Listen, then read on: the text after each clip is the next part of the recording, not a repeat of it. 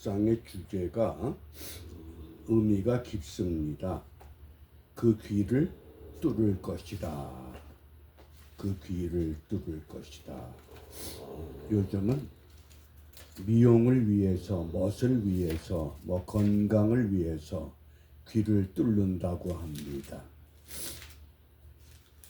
어떤 여자가 귀를 뚫은 것이 6개가 있길래 왜 6개나 뚫었느냐 그랬더니 남자를 사귈 때마다 한 번씩 뚫다 보니까 6번째 뚫었다는 겁니다. 그럼 앞으로 얼마나 더 뚫을 것이냐, 내일일은 난 몰라요 그래요.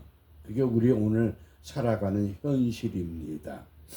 우리가 이 아침에 왜 귀를 뚫어야 했는가, 이 사랑에 너무 사랑해서 우리가 사랑이 무엇인가를 좀 깊이 함께 나누기를 원합니다. 먼저 우리 이번 주 암송할 성구 베드로전서 3장 15절 우리 함께 암송합니다. 너희 마음에 그리스도를 주로 삼아 거룩하게 하고 너희 속에 있는 소망에 관한 이유를 묻는 자에게는 대답할 것을 항상 예비하되 온유와 두려움으로 하고. 아멘. 우리가 예수를 이미 믿었기 때문에 우리는 예수의 증인으로 살아야 합니다. 어떻게 증인으로 사느냐?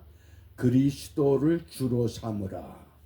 먼저 마음속에 예수님을 내 주로 모시고, 그 다음에 두 번째 거룩하게 하고, 내 삶을, 내 생각을, 내 행동을 거룩하게 하고, 너희 속에 있는 소망에 관한 이유. 소망이 뭡니까? 좋을 때 소망을 찾는 것이 아니라 어렵고 힘들고 병들고 지치고 고통스러울 때 소망이 분명히 드러납니다. 그래서 소망에 관한, 왜 그렇게 어려운데 밝게 사느냐? 이유가 있다는 겁니다. 대답할 말을 항상 예비하면서 온유와 두려움으로 살아가자. 우리가 이 말씀을 마음에 두고 오늘 묵상의 주제가 있는 출애굽기 21장 6절 말씀, 왜 귀를 뚫었는가?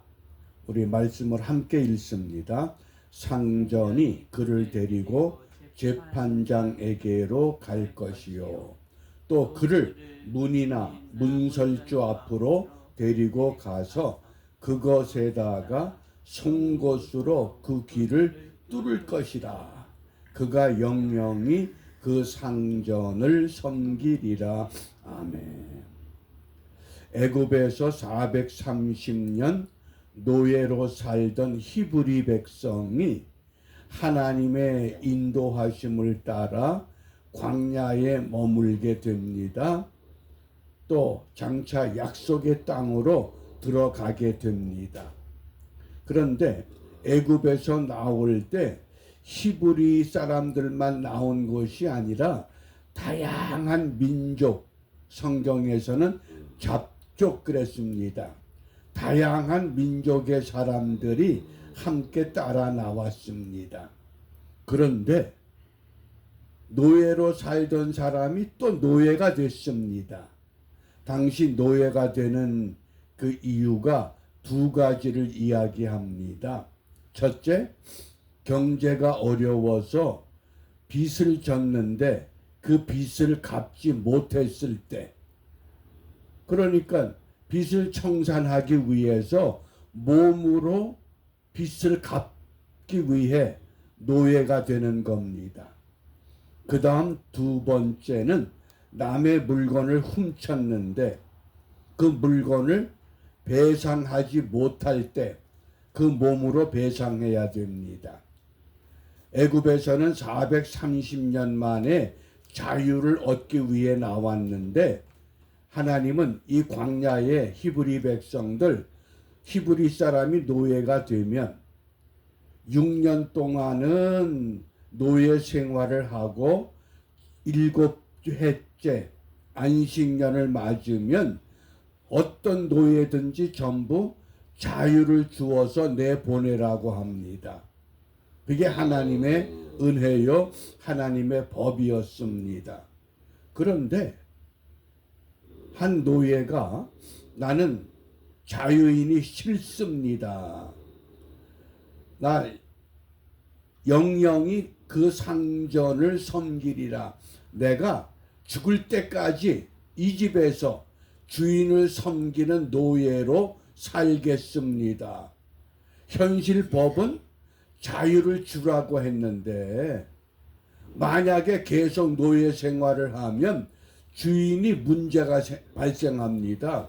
왜 당신은 노예를 해방시켜주지 않았느냐. 그때 귀를 보세요. 그가 귀를 뚫었습니다. 무엇 때문에? 평생 주인을 위해 살겠습니다. 그 배경이 재미납니다. 3절과 4절에 보면 그가 단신으로 왔으면, 혼자 왔으면 혼자 나갈 것이요. 노예가 됐을 때 혼자 노예가 됐으면 혼자 나가면 된다. 그런데 장가 들었으면 그 아내도 그와 함께 나간다. 결혼해서 부인과 노예가 됐으면 안식년 때에 부인과 함께 나가도 된다. 그런데 상전이 그에게 아내를 주므로 그 아내가 자녀가 낳았으면, 무슨 말씀입니까? 노예로 들어왔는데 그 주인이 노예가 너무 착실합니다. 그래서 아내를 얻게 해 주었습니다. 그리고 아들, 딸을 낳았다고 합니다. 그러면 그 아내와 자식들은 누구의 것이냐? 노예의 것이 아니라 상전에게 속할 것이기 때문에 그는 단신으로 나가야 된다. 노예로 들어왔는데 주인이 결혼을 시켜줘서 아내를 얻고 아들, 딸을 얻었습니다. 안식년이 되었는데 나갈 때는 내 아내, 내 아들, 딸이 아니라 주인이 맺어줬기 때문에 주인에게 속하는 사람이므로 혼자 나가야 된다. 그 말씀입니다. 그러니까 5절을 봅니다. 이 5절이 매우 중요한 의미가 있습니다. 함께 읽습니다. 종이 진정으로 말하기를 내가 상전과 내 처자를 무엇하니? 사랑하니. 내가 주인도 사랑하지만은 누구를 사랑한다? 내 아내와 내 아들, 딸을 사랑합니다. 나 혼자 못 나가겠어. 그래서 나는 나가서 자유하지 않겠습니다. 이게 사랑이라는 겁니다. 주인을 사랑하지만 주인이 나에게 가정을 이루도록 아내를 만나게 했고 그 아내와 더불어서 아들, 딸을 낳게 했는데 내가 사랑하는 아내, 사랑하는 아들, 딸을 두고 나 혼자 못 나갑니다. 그래서 귀를 뚫었다고 하는 말씀입니다. 그래서 여기는 세 가지 사랑이 묶여 있습니다. 주인에 대한 사랑, 아내에 대한 사랑, 자식에 대한 사랑. 이해가 되시나요? 그러면 오늘 사랑은 무엇인가? 이 본문 말씀을 보면 사랑은 함께 있는 것, 같이 있는 것, 그것이 사랑이라고 하는 정의가 됩니다.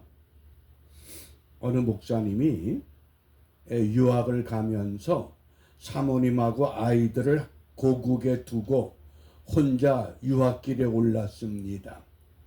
한 4년, 5년 사모님은 사모님대로 아이들과 더불어 사느라고 말할 수 없는 고생을 합니다.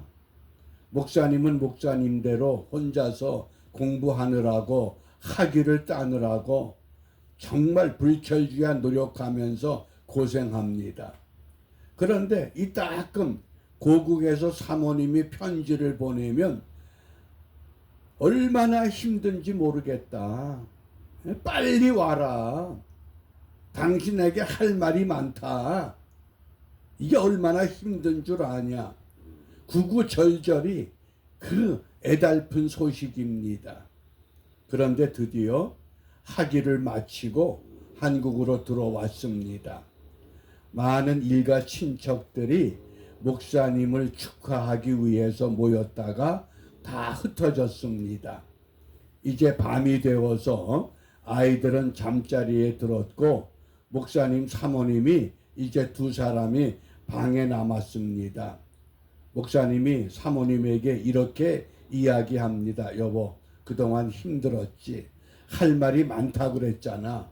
몇 년 동안 말을 못했으니 밤을 새워서 다 나한테 이야기를 해보세요. 그러니까 사모님이 당신만 있으면 되는데 무슨 이야기가 필요하냐? 당신만 있으면 되는데 뭡니까? 사랑은 같이 있을 수 있다는 것을 말합니다. 바꿔 말하면 내가 하나님을 사랑하고 예수님을 사랑한다고 하면, 정말 사랑한다면 주님이 늘 나와 함께 동행하십니까? 어떤 때는 동행하고 어떤 때는 안 계신 것 같은 그런 것이 아니라는 겁니다. 또 사랑하는 사람은 기도하는 목적이 다릅니다. 무엇을 기도합니까? 하나님, 내가 아파요. 돈이 없어요. 자식이 속을 썩여요. 교회가 부흥이 안 돼요. 그런 거 기도합니까? 그거는 자기 목적 달성을 위한 기도입니다. 그런데 정말 하나님을 사랑하면, 하나님, 나를 통해서 하시고자 한 일이 무엇인가요? 그 일을 바르게 감당케 해주세요. 기도가 바뀌어지는 겁니다. 그게 진정한 하나님에 대한 사랑이라고 하는 것. 그러니까 자유를 주었는데 다른 종들은 야, 신났다. 주인이 얻어준 마누라, 그 마누라가 낳은 아들, 딸, 나는 이제 자유인이 돼서 내가 원하는 여자, 내가 원하는 아들, 딸 낳을 거야. 얼마든지 다 나갔습니다. 그런데 이 종은 나가질 않습니다. 왜? 참된 사랑이 무엇인가를 깨달았기 때문에. 그러므로 우리가 이 아침에 무엇을 기도하느냐? 골로새서 3장 14절, 이 모든 것 위에 사랑을 더하라. 이 모든 것 위에 사랑을 더 첨가해라. 왜냐하면 이는 온전하게 매는 띠니라. 사랑으로 온전히 묶여졌을 때 하나의 막대기는 쉽게 부서뜨리지만은 두 개의, 세 개의 사랑은 끊을 수 없다고 전도서에서 분명히 우리에게 깨우쳐 주셨습니다. 그러므로 우리 이 아침에 주의 사랑으로 하나 되게 하옵소서. 주의 사랑으로 하나 되게 하옵소서. 특별히 우리 조국의 문제, 이 좌와 우의 문제, 좌파와 우파가 세상 사람들에게만 있는 것이 아니라 지금 교회 깊숙이 우리의 신앙을 흔들고 있습니다. 그러므로 자유통일, 복음 통일이 이루어질 수 있기를 위해서, 또 우리는 이 미국 땅에서, 특별히 이 뉴욕에서 정말 주님이 기뻐하는 불신자, 낙심자, 지체하며 결단하지 못하는 사람들을 우리가 찾아내서 불락지 교회를 세우는 일에 헌신하는 사랑의 참 기쁨을 우리가 함께 확인하는 은혜의 하루가 되시기를 바랍니다. 기도합니다.